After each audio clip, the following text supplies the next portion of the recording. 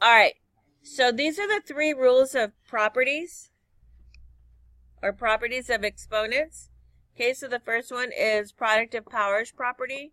Then we have power of a power property and power of a product property. That's a mouthful. We've already done product of powers property.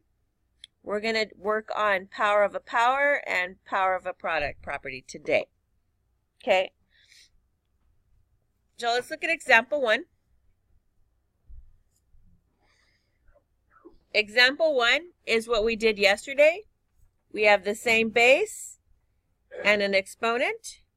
So what do we do to the exponents when we have the same base? What do we do? Really? That's what that says? Same base. Same base. What do we do to our exponents? We're going to add them. 2 to the 4th, yes, times 2 to the 6th becomes 2 to the 4 plus 5. That's actually the 5th. Make my erases so you can see. When we add 4 plus 5, we end up with 2 to the 9th. Okay, same base. You should be copying this down. Once again, -5 times -5 to the 6th. What is the exponent for this one? Does it have an exponent? It's just a 1, right? So when we add them, we need to be sure to add that 1. So it becomes -5 to the 1 plus 6, which becomes what? What does it become? Guys? What? To the what? Thank you. Right now, I need you to put your pencils down. Focus, pay attention, and participate because you're writing and not listening or paying attention. Okay. So the third one, again, is like what we did yesterday. This is x to the 3rd times x to the 7th. So I have the same base, right? What's my base? X. So I'm going to do what to my exponents? Add them. Becomes x to the 3 plus 7, which is what? X to the 10th. Okay, go ahead and copy A, B, and C. All right. Yeah, I agree. I agree, Camila. All right, so we're going to go on to the next rule, which is power of a property. And this is new today. Okay, so we're looking at something that is inside a parentheses and outside a parentheses. I like to count power of a property inside, outside.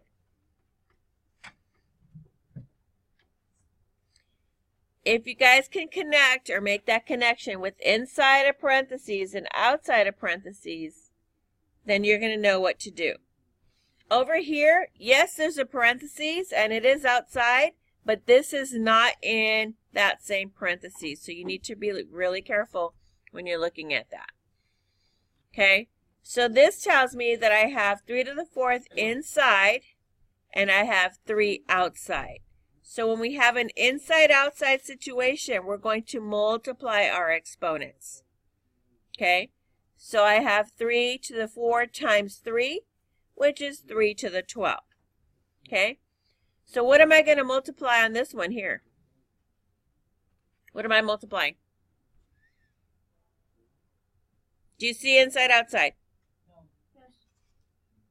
Can you see that the 5 is inside the parentheses and the 4 is outside?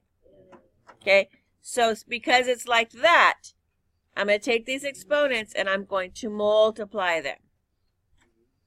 So it becomes 5w to the what? What's 5 times 4? 5 times 4 is 20. All right, so you need to make sure you have these copied down now. Okay, so let's go ahead and look at a third example. Here we go. We have finding power of a product. Okay, so this time I have a bunch of stuff inside my parentheses and then I have it multiplied or to a power. Okay, what this tells me is like distributive property. This 3 gets distributed to my 2. This 3 gets distributed to my x. So it becomes 2 to the 3rd times x to the 3rd. Okay? I know that 2 to the 3rd is 2 times 2 times 2, which is 8. And this becomes x to the 3rd. Does that make sense to you? Yes? Okay, so let's look at B. I want you guys to just pay attention right now, not write anything down, because you guys are too busy writing and not listening and participating. Okay, I'll give you time to write it down. Here I have 3xy inside of parentheses, and a 2 is to the outside. I'm going to distribute this 2. This 2 is going to be attached to that 3. It's going to be attached to the x, and it's going to be attached to the y. Okay, so I have 3 squared times x squared times y squared. I know that the answer to 3 squared is 3 times 3, which is 9. 9x squared y squared. Got it? All right, go ahead and copy A and B. Okay, so if you're finished copying A and B, I want you to go ahead and start solving 1 through 9 on your own. This is your practice here.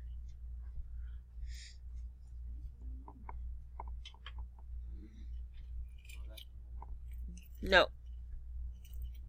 You're doing 1 through 9 right now. All right, guys, so let's go ahead and look at these together, okay? Number 1. What am I going to do to my exponents? I'm multiplying, are they inside, outside, or am I going to add? I'm going to add them. Same base, okay? So it becomes 6 to the 2 plus 4, which is what? 6 to the what?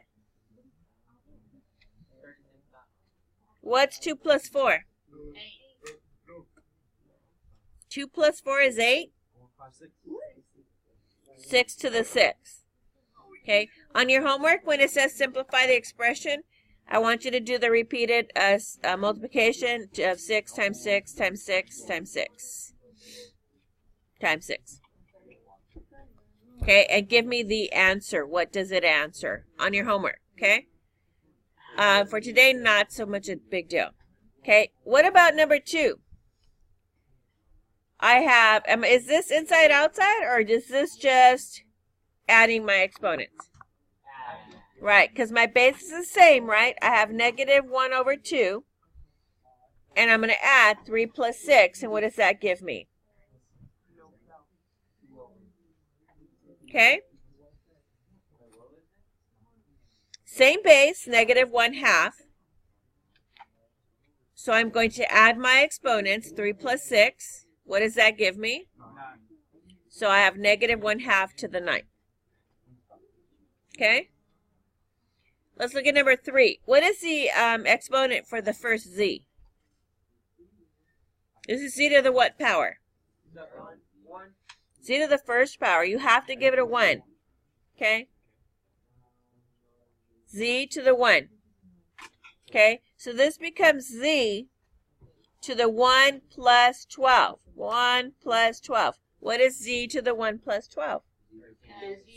So my answer becomes z to the 13th power. Okay? So far, so good? These are 10.1s. Okay, this is what we did Tuesday. All right? Now, number 4 is what we did today. So, Justin, I really need you to pay attention because you were not here. Okay? So, I have an inside the parentheses and outside the parentheses, right? This is my inside, outside, correct? So, I need to multiply these. Justin, you watching? Can I? So this becomes 4 to the 4 times 3. What is 4 times 3? Justin, what's 4 times 3? So this becomes 4 to the 12 because I have to multiply my exponents. Okay? Okay, now let's look at this one, number 5. This is like distributive property, right? This is going to apply to both, or to my y. So it becomes y. Do I have an inside, outside? Yeah. So I need to do what to these two exponents? Multiply them. So 2 times 4 is? Got it, Justin? Okay, again, do I have an inside, outside situation? Yes. So I have negative 4 to the 3 times 2, right? What's 3 times 2? So it becomes negative 4 to the 6th power.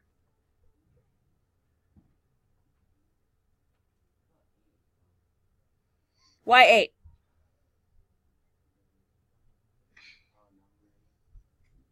Huh? Number 8, I'm not there yet. All right, let's look at number 7. So remember I said distributive power? So this 4 is going to attach to the 5, and it's also going to attach to the y. Okay? So this becomes 5 to the 1 times 4, which is what? What's 1 times 4? This becomes 5 to the 4th, right? This becomes y to the 1 times 4, which is y to the what? Okay? For your homework, when you have a number, a whole number, and an exponent, I want to know what that is. What is 5 times 5 to the 4th? So what is 5 times 5 times 5 times 5? Don't leave it as an exponent. Okay? So let's look at 8. I have a, b to the 5th. Again, I'm going to distribute this exponent. This is going to go to this, and it's also going to go to that. Okay, so it becomes a to the 5, b to the 5. Do you see that, Jordan? Okay. And for the last one, I have 0.5 to the mn. This, again, is going to distribute out to everything in there. So I'm going to have 0.5 to the 2nd, m squared, n squared. I need to multiply this out before I have my answer. So 0.5 times 0.5. Okay. So 0.5 times 0.5 is going to give me 0.25 times m squared, n squared. Okay, that's my final answer. I want to know my whole number that goes there. Or decimal. Any questions? All right, Mr. G is going to pass out your homework. You have the rest of the period to work on it. It's only 16 problems. You should be able to finish or do most of it in class.